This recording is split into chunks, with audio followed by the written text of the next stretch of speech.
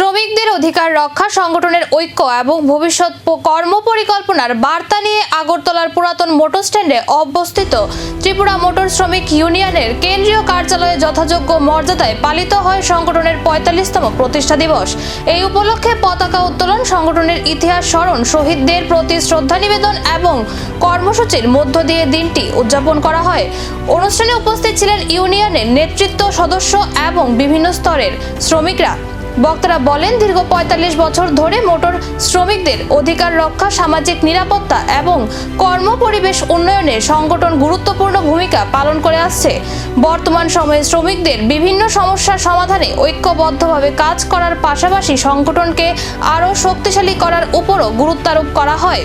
অনুষ্ঠানে ভবিষ্যতের কর্মসূচি, নতুন প্রজন্মকে সংগঠনের সঙ্গে যুক্ত করা এবং শ্রমিকদের স্বার্থে আন্দোলন আরও জোরদার করার অঙ্গীকারও ব্যক্ত করা হয়। প্রতিষ্ঠা দিবসকে কেন্দ্র করে সদস্যদের মধ্যে ছিল উৎসবের আবহ এবং পারস্পরিক সৌহার্দ্যের পরিবেশ।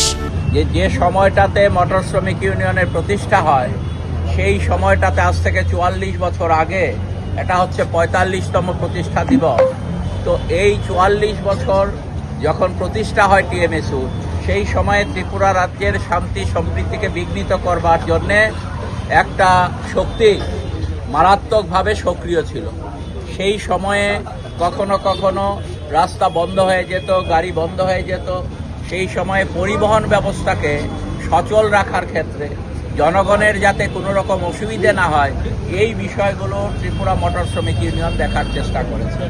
এবং আজকের এই সময়ে আমাদের ত্রিপুরা রাজ্যে যখন গণতন্ত্রের নিধন হয়ে গেছে, আমাদের ত্রিপুরা রাজ্যে যখন এখন মানুষ স্বাধীনভাবে মতামত প্রকাশ করতে পারে না, কথা বলতে পারে না, সেই সময়ে এই ৪৫তম প্রতিষ্ঠা দিবস পালন আমাদের কাছে অত্যন্ত গুরুত্বপূর্ণ।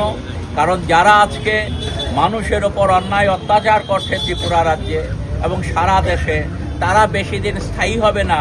পৃথিবীর ইতিহাস আমাদের এই শিক্ষাই দিয়েছে যে যত বড় অত্যাচারী শাসকই হোক না কেন, তারা চিরকাল স্থায়ীভাবে থাকতে পারে না। এটাই হচ্ছে পৃথিবীর ইতিহাস, আমাদের দেশের ইতিহাস। এবং ত্রিপুরা রাজ্য আমরা দেখেছি বিভিন্নভাবে অন্যায় অত্যাচারের বিরুদ্ধে অন্য সকল অংশের মানুষের সাথে, পরিবহন শিল্পের সাথে যুক্ত শ্রমিকরাও তারা গুরুত্বপূর্ণ ভূমিকা পালন করেছেন। এবং আজকের এই দিনে প্রতিষ্ঠা দিবসে পরিবহন শ্রমিকরা এই ত্রিপুরা রাজ্যে শান্তি, সম্প্রীতি, সৌহার্দ্যের পরিবেশ, গণতন্ত্রের পরিবেশ ফিরিয়ে আনবার জন্য পুনরায় শপথে সোচ্চারিত হবে। ৪৫ বছরের পথ চলার পর এবার সংগঠনের আগামী পদক্ষেপ কি? এখন সেদিকেই নজর শ্রমিক মহলের।